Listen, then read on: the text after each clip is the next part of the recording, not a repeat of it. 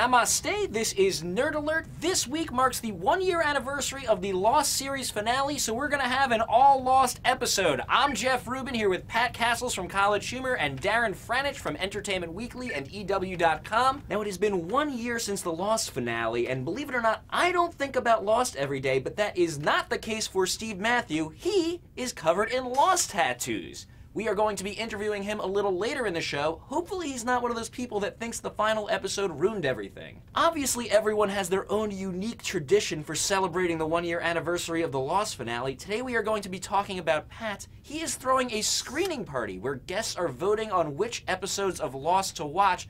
The invitation specifies that the party is for serious Lost fans only, as if there's a chance someone who's not into Lost might actually want to come to this. When Wikipedia's 7,000 words about Sawyer aren't quite enough, and you need to go a little deeper, there is Lostpedia, which is like Wikipedia, but only about Lost. Today we are going to be talking to a Lostpedia administrator to see if even he can explain why we spent so much time in the temple. But first, let's reflect on the legacy of the show itself. Lost has been off the air for a year, and in that time, I have become an empty shell of a man. Give me a reason to get out of bed and name one way in which Lost is still all around us, Pat. You can see it in TV shows that are on the air now. In the immediate aftermath, there was, like, the event. It kind of invented this genre of, like, sci-fi that doesn't have spaceship or monsters in it, you know? Which was I think was so cool about Lost. It seems like even though a lot of shows have tried, there is no new Lost. Why is that? I think people kind of forget that when Lost started out, it was kind of a simpler show. You know, it was an adventure show. It starts off with a big action scene. There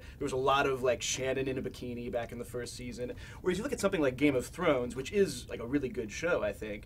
The first episode is just like, here's a million characters. Here's a lot of different plot lines. Like it feels like, and the event was very much the same way. It feels like they sort of start off at this season 5 level now. They kind of forget to like build up to that, you know, slowly and gradually. I think trying to copy exactly what made Lost work is almost impossible, because it's a miracle that that show worked at all. There were so many moving parts to it. It got so complicated. Trying to repeat that is not the answer. You know, you don't try to make the next Lost. Just try to make the next great show, you know? Has your feelings about Lost changed at all in the year since it's been off the air? I remember it fondly. I don't think it's changed. It's really increase of appetite has grown. I almost think about it like I think about an ex, you know? It's like I only remember the good times. Like Yeah. I'm never thinking about the fights we got into or anything. I'm always like, you know what?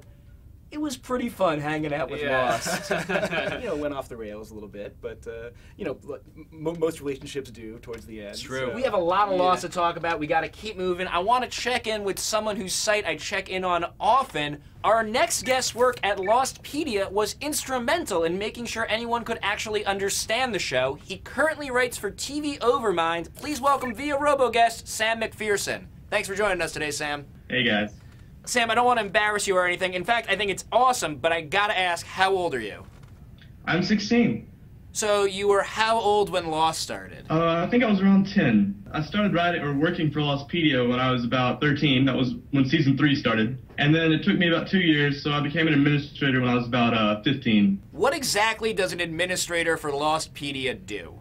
Well, we sort of moderate the arguments. There are a lot of arguments and debates that happen on how we should cover the show on the site. We also have cool administrative powers, like we get to move pages and just a lot of, you know, busy work stuff that helps the wiki run smoothly. So Lostpedia kind of works like Wikipedia, where anyone at any time can log in and change things. What kind of arguments were people having? They're really just sort of heated debates on what the producers intended, like the Man in Black. There was a big debate over, after we figured out he was the monster, we didn't know whether to call him the monster or the Man in Black or Jacob's nemesis. There were just a lot of names, and people all felt very strongly about those names. So there was a lot of infighting until we could finally settle on the Man in Black eventually. You are tasked with deciding who was right and who was wrong. You're like Hurley at the end of season 6. Do you think the producers of Lost ever checked out the site? Did they ever reference it? We know they did. One of our users did an interview with Damon and Carlton, who are the executive producers of Lost. And they essentially said that when their producer, who keeps track of the show, has the show Bible, when he's not around and they're writing, they go to Lostpedia to do fact checks, which was just awesome. If you wanted to, you could have, like, sabotaged this series if you were just like, changed some crazy fact and like, the Swan Station turned into an eagle and flew away. I was really surprised when I was on Lostpedia because, of course, there's pages for Saeed and Boone, but there's also pages for these minor characters you might not remember, like Craig or Jerome. Let me read real quick from the page for Craig. Prior to boarding 8:15, Craig paused briefly by a set of doors at the Sydney airport as Sun was deciding whether or not to leave her husband. Later, he was waiting in line for the metal detector when Hurley tried to cut to the front of the line. Who is responsible for updating these? Well, it's just a lot of people who are, like watching the show and looking at the background. I've actually talked to one of the guys who was shot in the chest by Kimi, one of the red shirts. Is he okay? I've talked to him, and he was actually a stunt double for Dominic Monaghan, who played Charlie. So there's a lot of background to these characters, and people watch them very closely just to see how they go. And I guess it's just a neat thread to keep going through the series. Thanks so much for joining us, Sam. That site again is TV Overmind, but right now it's like the smoke monster said to Mr. Echo when he was disguised as his dead brother Yemi. It is time to confess. Let's see a Lost theme. Own up. I've been developing a Dungeons & Dragons campaign based around Lost. These are a couple of my character sheets. This one is for Charlie Pace, and he's a bard, and he's also a halfling, which is funny because of Lord of the Rings. And the other one is for Kate, who is a half-elf rogue.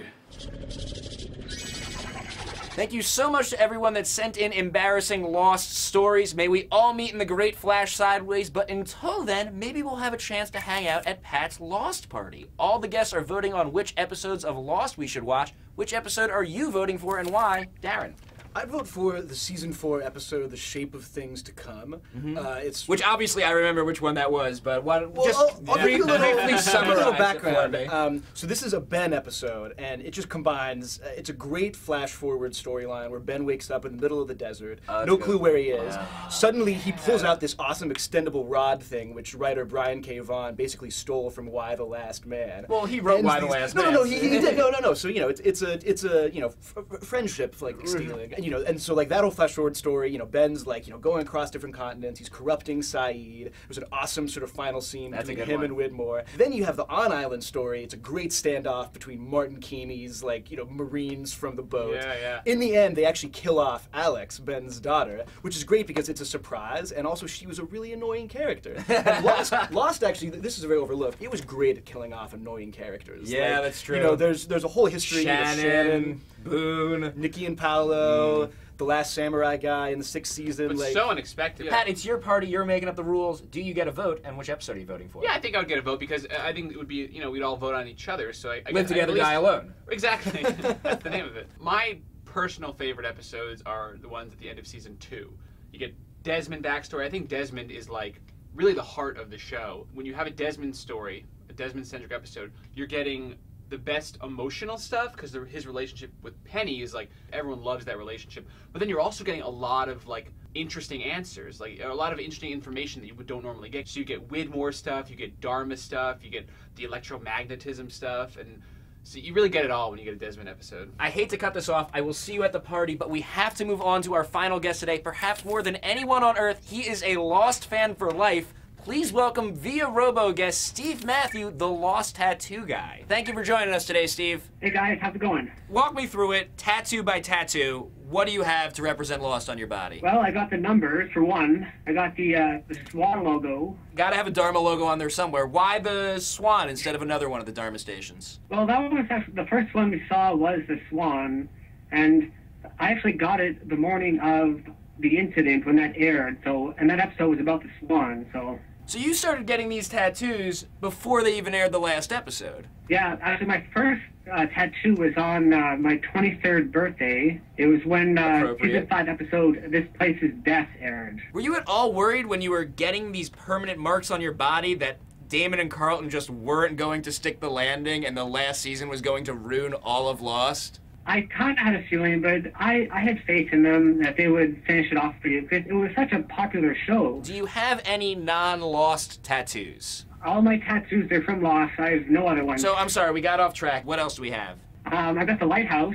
Speaking of beautiful, it's pretty peripheral. I mean, I guess in Damon and Carlton's brains, it's like the nexus of the universe, but I feel like as a fan, That's such a minor thing to me. Why that one of all the little tchotchkes on the island? It's actually one of my favorite places in Hawaii. It's actually a hiking trail. It goes up to this lighthouse, and I would go up there about every week and just like whale watch and, you know, talk to hikers. Wait, that lighthouse is real? That lighthouse is actually CGI, but there actually is a real lighthouse up there, but it's not the same one.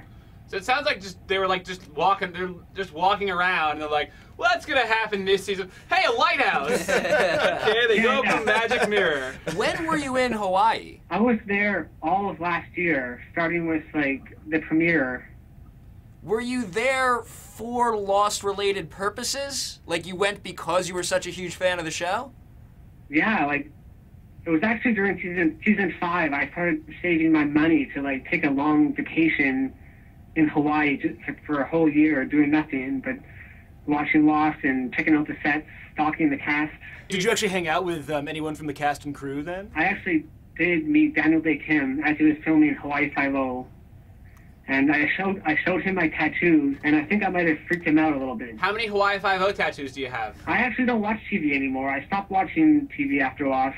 Why bother? Yeah. So let's get back to the tattoos. Let's keep going through these. What else do we have? Well, I got the statue. And the whole statue, which really you only see once. Yeah, you see it for like 5 seconds on screen or something.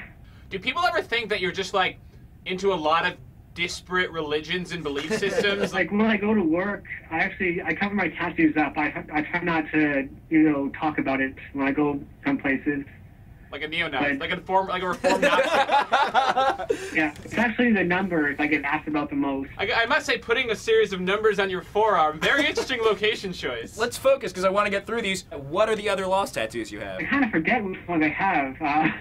I believe, correct me if I'm wrong, there's an Oceanic logo. Yeah, I've got the Oceanic logo. Oh, I've got the donkey wheel. I've actually got the plane on my chest.